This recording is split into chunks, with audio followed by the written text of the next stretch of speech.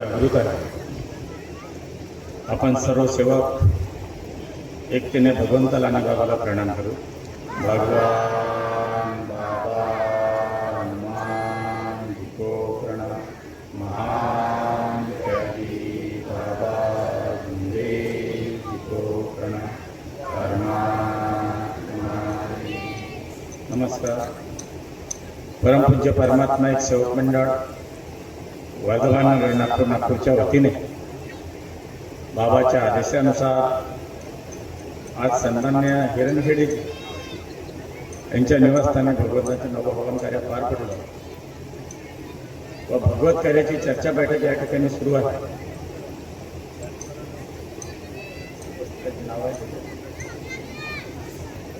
या चर्चा बैठकीमध्ये स्वयं भगवान बाबा हनुमानजी उपस्थित आहेत. भगवंताला माझे प्रणाम. आपले सर्व सेवकांचे सद्गुरू महानपैकी बाबा जुंदेजी आपल्या या बैठकीमध्ये आहेत. बाबांना माझे प्रणाम. सर्व सेवकांच्या मातोश्री आई वाराणसी आपल्या या बैठकीमध्ये यायला माझे प्रणाम. आजच्या या चर्चा बैठकीचे अध्यक्ष परमपूज्य परमात्मा एक सेवक मंडळाचे मार्गदर्शक आदरणीय व्यंकटकर साहेब यांना माझा नमस्कार. ज्यांनी नुकतेच आपल्याला संबोधित केलं असे मंडळाचे संचालक रामेश्वरजी जोगी साहेब यांना माझा नमस्कार. मंडळाचे माजी संचालक आमचे मोठे बंधू आदरणीय फकीराजी जितकाटे साहेब यांना माझा नमस्कार. मंचावर प्रामुख्याने उपस्थित मार्गदर्शक आमचे कीर्तीजी जितकाटे यांना सुद्धा माझा नमस्कार. उपस्थित सर्व आदरणीय मंच गट फार कमी आहे आणि सर्व ज्येष्ठ श्रेष्ठ अनुभवी हा स्टेज आहे. या मंचावर उपस्थित सर्वांना माझा नमस्कार. सर्व सेवक सेविका बालसेवक सगळ्यांना माझा नमस्कार. सुंदर सुंदर मार्गदर्शन या ठिकाणी झाले. अनुभव ऐकायला मिळाले आणि धन्य झाल्यासारखं वाटतं. महानपैकी बाबा जुमदेवजींनी चर्चा बैठक आम्हा सेवकांसाठी दिली आहे आणि सांगितलं की चर्चा बैठक ही आम्हा सेवकांची शाळा आहे. या शाळेमध्ये 4 तत्व 3 शब्द 5 नियम आम्हा सेवकांना आलेले वेगवेगळे अनुभव आमचे महानपैकी बाबा जुमदेवजींनी केलेले कार्य घेतलेले कष्ट आणि आमच्या मातोश्री आई वाराणसीने बाबाला दिलेली साथ या सर्व गोष्टीवर या ठिकाणी चर्चा होत असते. आणि जर ही चर्चा बैठक जरी आम्हा सेवकांची शाळा आहे तरी या शाळेमध्ये मी आलो तेव्हापासून बघितलं याच्या अगोदर सुद्धा मार्गदर्शन झाले असतील. एवढे मोलाचे शब्द आणि मोलाचे मार्गदर्शन या ठिकाणी झालं. या मार्गदर्शनातून मला सुद्धा बरंच काही शिकायला मिळालं आणि अपेक्षा करतो की आपण सुद्धा हा ज्ञानामृत आपण सुद्धा स्वीकारावा.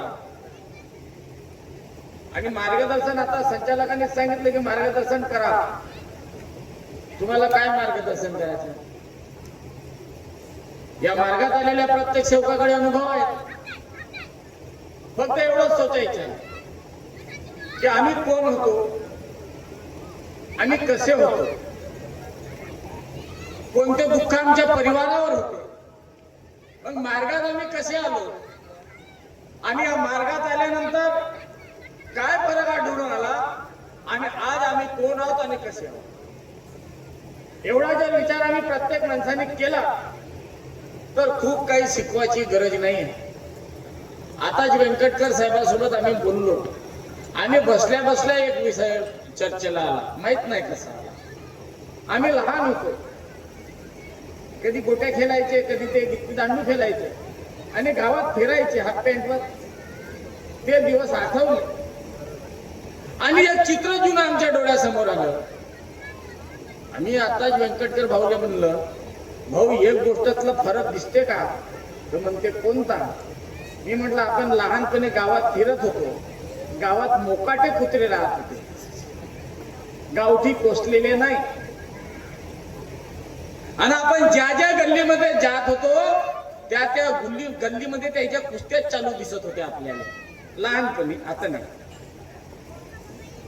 पण कुस्त्या दाखवा त्याच्या कमी आहे.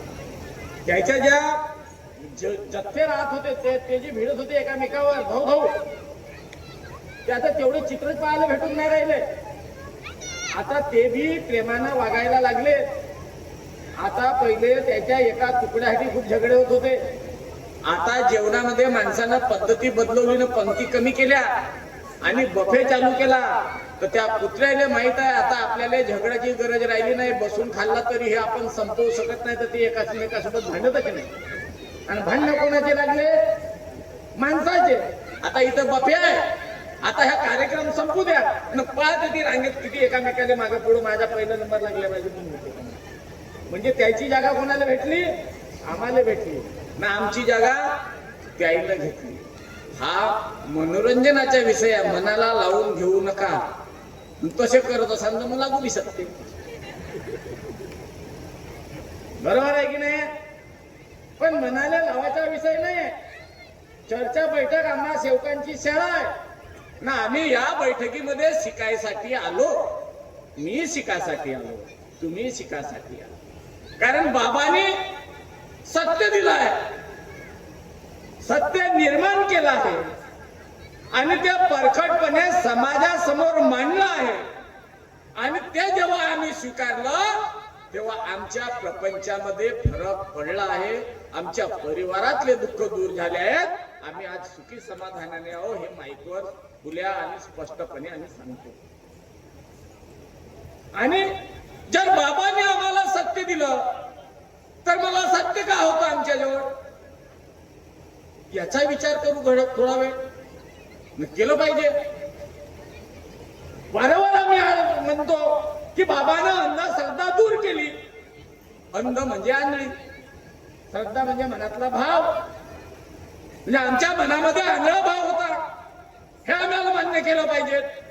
मग आम्हाला दिसत होतं का? आमच्या डोळ्याला तर ते दिसत नव्हतं. कारण मला माझ्या डोळ्याने हा माझा समाज, माझा रिश्तेदार दिसतो आहे. जो महान त्यागी बाबा जुंदोजीने हा मानव धर्म काढला. 4 तत्व, 3 शब्द, 5 नियम दिले. पहिलचे मामे मावशे दूरच राहिले. आता नवीनच माझे रिश्तेदार, एवढा मोठा समाज तयार झाला. तुम्ही माझे रिश्तेदार आहात, मी तुमच्या रिश्तेदार आहात. सेवक भावाचा नाता माझ्या बाबाने तयार करून दिला. त्याच्यामध्ये जातीला थारा नाहीये, त्याच्यामध्ये धर्माला थारा नाहीये. जो माणसाच्या जन्माला आला त्याच्यासाठी बाबाने मानव धर्म दिला. मग आम्ही काय विसरलो होतो? आता एक युद्ध चालू आहे. इस्रायल, इराण आणि अमेरिका. कशाचा युद्ध आहे? कोणत्या गोष्टीमुळे युद्ध झालाय? त्याचे बाप आजायनं पेरून ठेवला. जसं तुम्ही गव्हात शेती करणारे गहू पेरता तर गहू उगवते, एरंडीच्या बिया लावल्या तर एरंडीच्या झाड येईल, मिरचीचा रोप लावला तर मिरचीच्या झाड येईल ना, त्याला मिरच्या लागतील. पण त्या इराणमध्ये, त्या इस्रायलमध्ये तिथल्या लोकांनी तिथं धर्म पेरून ठेवला. त्या इराणचा आहे मुस्लिम धर्म,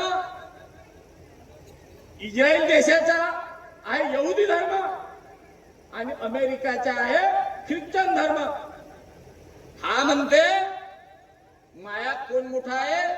ख्रिश्चनवाला. त्याचा देव कोणता? येशू ख्रिस्त. हा म्हणते माया अल्लाह मोठा.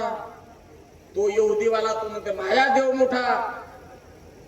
आणि ते जे झगडे चालत चालत चालत चालत आता या एवढे वर्ष समोर आले आणि आज एकामेकावर बॉम्ब टाकणं सुरू झालं. पाहिलं का टीव्हीवर?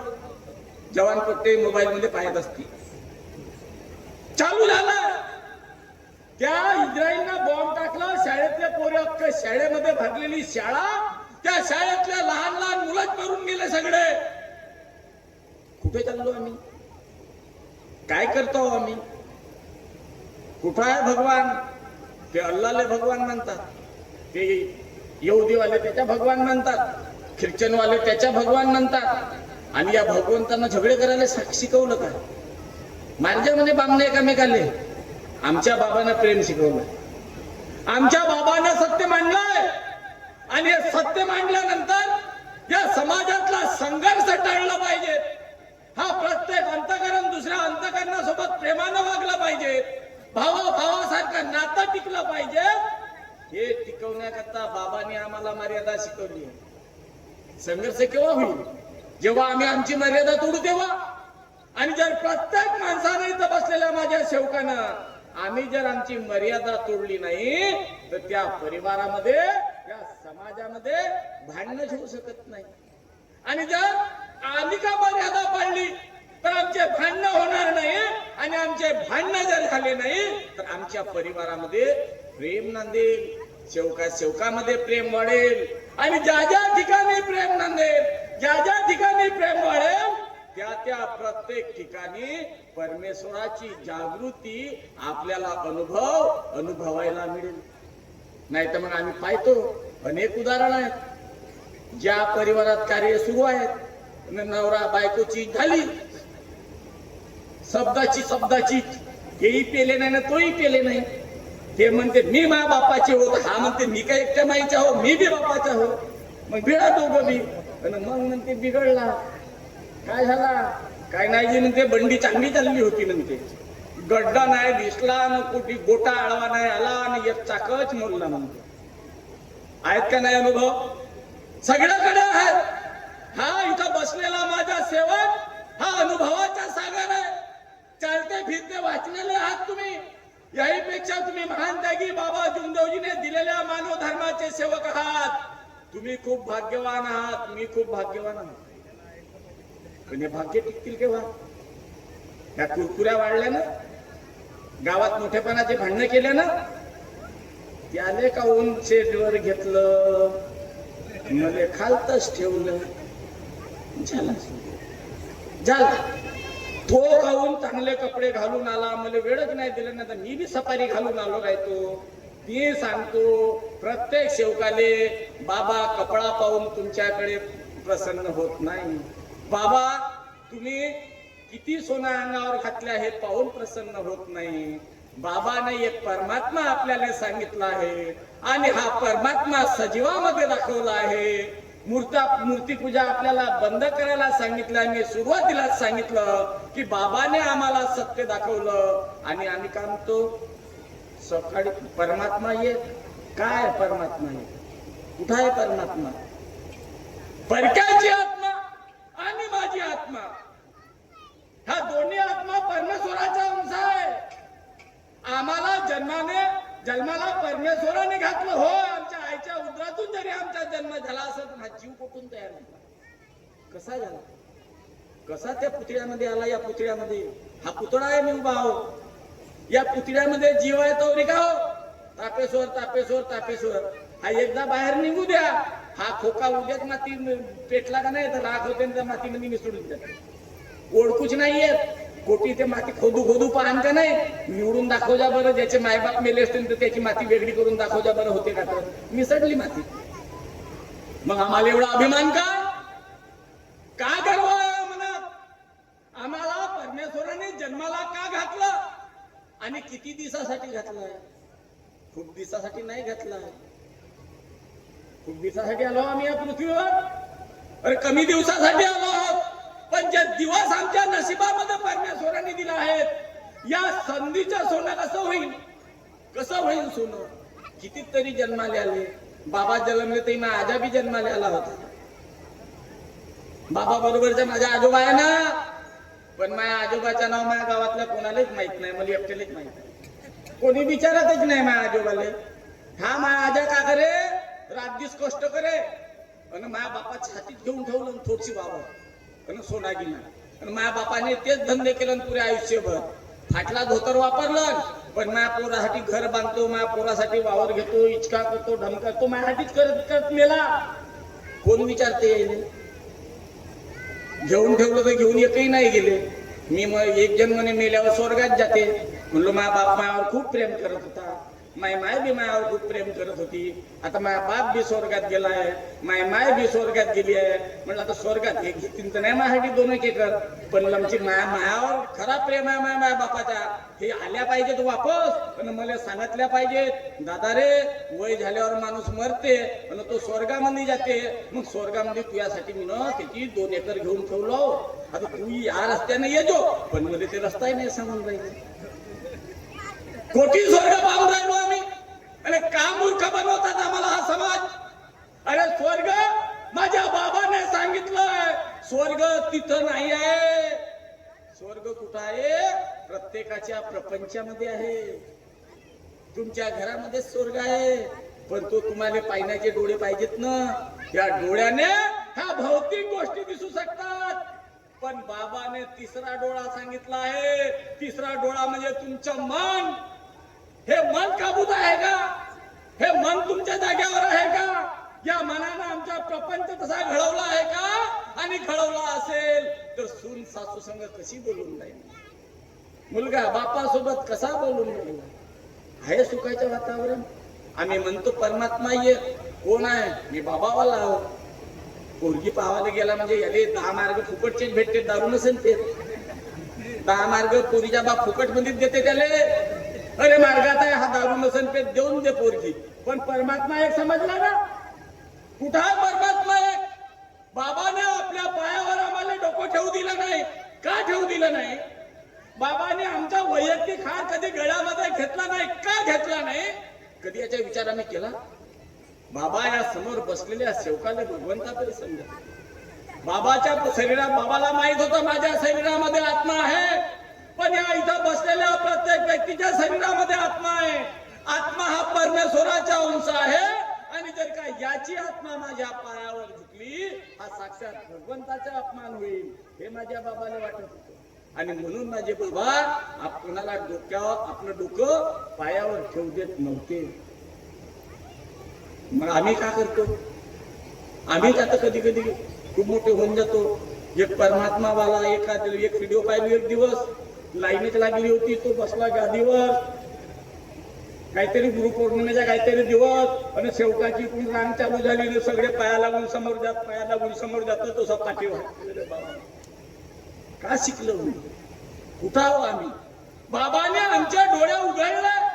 डोळ्या उघडल्या म्हणजे हे नाही की आम्ही पैदा झालो तरीच आमच्या मायेला पाहिलं रडायला लागलो, दुख लागली होती तर तरीच आम्हाला हे डोळे उघडले होते. पण या अंतःकरणाचा, या मनाचा डोळा उघडण्याचं काम आपल्या बाबांनी केलं आहे. हे काम या पृथ्वीवर या पहिलं कुणीच नाही केलं, या विश्वात नाही केलं. कारण आम्ही बैताळ होतो, पूर्ण बैताळ बेंडे. एका जणानं म्हणलं, अजी एक सांगू का? त्या तरोडी गावात पंचबुधे नावाचे मार्गदर्शक आहे, त्याच्या वावरी परसाचा झाड आहे. त्या झाडामध्ये देव होता जुना, तो सापडला. जो गेला आणि त्याला दक्षिणा दिली का नाही, तो पावते, तो पावते. आणि 10-25 लोक आले, खूप धनलाभ झाला. झाला का धनलाभ? चाल चाल चाल. अरे आता संध्याकाळ झाली ना, उद्या सकाळी जाता येते. नाही नाही चाल. तो म्हणते नाही नाही रात्री नाही जाता येत. हा त्याला सोडून देते, दुसऱ्याला म्हणते तुझ्या फटफटी आहे ना, तुझ्या जेव्हा कारण मी डिझेल टाकतो. अरे उद्या काही जाऊन सरले गिरले त्याच्या जवळचे तर चालले. रात्री गेला तर आपल्यालाच भेटत पुरा, माणसं कमी असते. चाललो आम्ही बैताळासारखे तेथीच. दुसऱ्याने सांगितलं पोरं नाही होत, जा खरंच बाबा कर, तो नाशिकले आहे, तो पोरच करून देते. गेले तेथी, गेले ना. आता ते पोरं घराला गेले, आणि आता पार ह्या बाया चालल्या रिपुटा देवाला ठाण्यात, यानं माया संघ असा केलं, यानं माया संघ असा केलं. काय माणसाच्या जन्माला आले, शाळा शिकवलं बापाना, काहून शिकवलं? महापौरगा शाळेत जाईल, हा समजदार बनान, याला कुठे तरी बुद्धी येईल ना. आमची बुद्धी कुठे चालायला जाते? या बंधू बाबाकडे. बाबांना आम्हाला माणूस बनवलं नाही. मग माणसाचा धर्म कोणता? पहिल्या काळात देव कुठे राहत होते? स्वर्गात. माणसं कुठे राहत होते? जमिनीवर. आणि दानव कुठे राहत होते? पाताळात. असे लोक सांगतात. मी नाही, बापाने नाही पाहिलं, सांगी वांगी राहत होते. मग काही दिवसांना त्याला हेवा लागला, हे गेले ते स्वर्गावर चढाई करायला. कोण? हे माणसं म्हणताच राहिले. हे दानव खालतून आले, यत्तून गेले वरत, आणि त्या देवाला म्हणजे तू बाहेर तर निघ, तुला आता दाखवतो, निघ बाहेर. म्हणजे किती मोठी झाली का हे दाखवतो मोठी. देवला पुस्तकीत लिहिला, पाहिला नाही, मीनं नाही पाहिलं, नाही तर माझं नाव घ्या. ऐकलो. आज कुठे आहे हा दानव? आज कुठे आहे हा देव? आणि कुठे आहे हा मानव? का सांगितलं माझ्या बाबांनी? दानव इथंच आहे आणि देवही इथंच आहे. त्याला स्वर्गात जायची गरज नाहीये. म्हणून मी सुरुवातीला सांगितलं, स्वर्ग त्या कल्पना पडू नका, ते अंदाज बांधू नका. स्वर्ग तुमच्या प्रपंचात आहे. ज्या प्रपंचामध्ये, ज्या परिवारामध्ये मरतेवेळी बापाच्या डोळ्यातून अश्रू निघलं आणि बापानं आमच्या भगवंताला जर ही मागणी केली की भगवंता, मी या लेकराला जन्माला घातला, पण या लेकरानं माझ्या म्हातारपणात खूप सेवा केली, माझ्या सुनेनं एवढं चांगलं केलं माझ्या म्हातारपणात की माझी पोरगी करू शकली नसती. येतो आता मी तुझ्याकडे, तू म्हणतेस तर, पण एक शर्त ठेवतो का पुढच्या जन्मात हाच पोरगाने हेच सून मला भेटू दे. हा शब्द ज्या दिवशी आमच्या माईच्या तोंडातून निघाल, ज्या दिवशी आमच्या बापाच्या मुखातून निघाल, तो दिवस समजून घ्या या परिवारामध्ये स्वर्ग आहे ना, सगळे देव तिथं जमा झाले. अन्यथा नाही. कारण बाबाने परमात्मा एक सांगितलाय, आम्ही फिरून राहिलो. मग तो मार्गदर्शक असे, माझ्यासारखा संचालक असे, नाही तर मग सदा कार्यातला, नाही तर त्याग झालेला सेवक असाल. पण ज्या परिवारामध्ये परमात्मा एक समजला नाही, सासूला वेळेवर आंघोळीला पाणी मिळत नाही, तिले जेवणाच्या वेळेवर डबा भेटत नाही, ती बिमार पडली आहे, तोंडावर पडली, ती म्हणते बेटा 4 गोळ्या आणून दे रे, तिच्याकडे कोणी लक्ष द्यायला तयार नाही. तिथं तुम्ही किती बी म्हणत असाल माझ्यावर खूप जमा झाला आहे, हे तुमचे नव्हे. त्या माईनं तुले जन्माला घातलं, बापानं लाईनाचं मोठं केलं, तुझ्या अंगात ताकद आली थोडीशी, त्यानं चांगला चारलं खात पाणी, त्याचे उपकार आहे. हे उपकार जर आम्ही विसरलो तर आम्हाला परमात्मा एक समजला नाही, हे विचार आपल्या बाबाला मान्य नाही आहे. आणि म्हणून ही चर्चा बैठक आम्हाला सेवकांची शाळा आहे. मी वारंवार सांगतो माझ्या सेवकांना, माझ्या मार्गदर्शकांना हात जोडून विनंती करतो की ही भगवत गुणाची चर्चा बैठक आहे. आम्ही नेहमी म्हणतो की चर्चा बैठक कशाची आहे? भगवत गुणाची आहे. आम्हाला सवय इतक्या घाणेरड्या लागल्या काय काही लोकांना का आम्ही या माईकवर आलो, असा पाहता भेटला कीर्ती, तुला त्या दिवशी बापू नाही ऐकलंच नाही, मग सांग कीर्तीचे गाणे. मग त्यानं असं केलं, त्यानं तसं केलं, त्यानं असं करायला पाहिजे का, त्यानं तसं करायला पाहिजे का? हे कायडाची बैठक नाही आहे. आम्ही बोललोही नाही पाहिजे. खूप विषय आहेत. 15 दिवस नाही, महिनाभर नाही, वर्ष माझ्या बाबाच्या या भगवत गुणावर जर चर्चा करायची ठरली आणि प्रत्येक सेवकाला त्याचा अनुभव सांगायला लावलं तर आमचे 100 वर्ष आता नाही जगत माणसं, पहिलं जगत होतो. आम्ही मराला होऊन जाऊन, फुलफुले होऊन जाऊन आम्हाला ऐकायला नाही येणार अशी परिस्थिती होऊन जाईल, पण आमच्या सेवकाचे अनुभव संपणार नाही. एवढे चांगले कमाई माझ्या बाबाने या सेवकासाठी करून ठेवली. का नाही करून ठेवलं बाबाने आपल्यासाठी? सगळंच करून ठेवलं आहे. आणि हे जग एक नव्या दृष्टिकोनातून बघण्याचा आम्हाला दृष्टिकोन दिला आहे. आणि आम्हाला सांगितलं कोणत्या गोष्टी चांगल्या आहेत, कोणत्या गोष्टी वाईट आहेत, कोणत्या गोष्टीपासून आम्ही दूर राहिलो पाहिजे, कोणत्या गोष्टी आम्ही स्वीकारलो पाहिजे. आणि माणसाच्या जन्माला आलास तर माणूस म्हणून कसा राहिलं पाहिजे हे बाबाने आम्हाला शिकवलं आहे. भगवंत बनाचे प्रयत्न करू नका, पण दानवाच्या रस्त्याने जाऊ नका. फक्त आम्ही माणूस म्हणून जन्माला आलो आणि आम्हाला जर माणूस म्हणून मरता आलं तर मात्र आम्हाला महानतेगी बाबा जिंदोजीने घेतलेले हे कष्ट, केलेला त्याग आणि प्राप्त केलेला भगवंत आमच्या दारामध्ये, आमच्या अंतकरणामध्ये उभा करण्याचं दिलेलं आमची योग हा सार्थक ठरेल. आणि माझ्या महानतेगी बाबा जिंदोजीला वाटेल की भगवंताने मला एकदा म्हटलं होतं की मानव बेईमान आहे, मैं मानव पर कदापि विश्वास नहीं करता, पण मी परमेश्वराकडे हट्ट केला आणि सांगितलं की नाही, खूप गरीब लोक आहेत, ते अंधश्रद्धेत आहेत, त्यांना एका परमेश्वराची प्राप्ती कशी होते हे दाखवायचे आहे. म्हणून मी परमेश्वराकडे हट्ट केला आणि परमेश्वराने मला शब्द दिला. त्या शब्दावर भगवंताने त्याच्या कुटुंबामध्ये काम केला आणि तो या परमात्माचा एक सेवक झाला. तो 4 तत्व 3 शब्द 5 नियमाने भारे चालून राहिला आहे. याचा आनंद ज्या दिवशी माझ्या महानतेगी बाबा जिंदोजीला होईल त्या दिवशी आमचा जन्म सार्थक. आणि म्हणून आम्ही सगळ्यांनी 4 तत्व 3 शब्द 5 नियमाचे पालन करावं. बोलायचं खूप आहे. समय बडा बलवान, समय के लंबे हाथ बड़े, देव ऋषी किन्नर नर और नारी, समय के पाव पडे. वेळ कोणासाठी थांबते का? आणि एखादा असेल तर त्या काट्याला पकडून ठेवच्या गड्याडीच्या, नाही तर सूर्याला रोखून ठेवजा. असं नाही आहे. पुन्हा भेटू, पुन्हा बोलू, पुन्हा भेटू. आता आपण रिश्तेदार आहोत,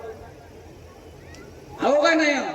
आणि एकमेक रिश्तेदार या भगवत गुणाच्या बाबतीत अनेकदा चर्चेचा योग चालून येईन. परमेश्वर घडवून आणेल. पुन्हा भेटू, पुन्हा चांगली चर्चा करू. एवढंच या ठिकाणी बोलतो आणि थांबतो. सर्वांना माझा नमस्कार.